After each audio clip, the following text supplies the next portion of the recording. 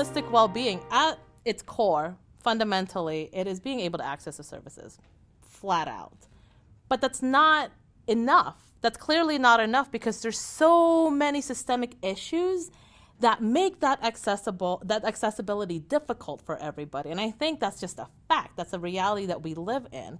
And so if we're really looking at holistic well-being, for me, a lot of the work that I do is you can't just look at it like from here on out. You can't just look like from the accessing forward. You have to look at all the things that are happening that have made it so that the accessibility is different. It is difficult. So for me, it's addressing the harms. You can't really look at someone holistically well unless you really look at all the issues that are affecting their health. And a lot of it, something that's very difficult for us as a community, as a country, as a nation, really, to address is the harms, the systemic harms, the inequities that exist within the systems that we're in. And so you can't talk about holistic well-being without addressing the hard histories. And so I think we have to start there. And then from that, after addressing those harms, addressing that hard, then we're able to be like, okay, now let's look at this point in time. Now that we know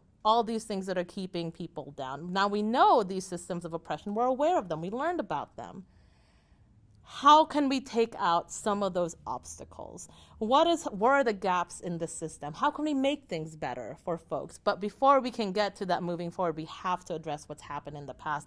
And that's kind of where I believe we are. So for me, that's what holistic well-being is. It's being able to move forward, but with the knowledge of what happened before, the good and the bad. And unless we can address that, I can't even say bad, the hard. Unless we can address that hard, I don't think we'll ever actually be able to provide holistic well-being for our community members, especially BIPOC and historically excluded community members. For me, very specifically, it's that, so.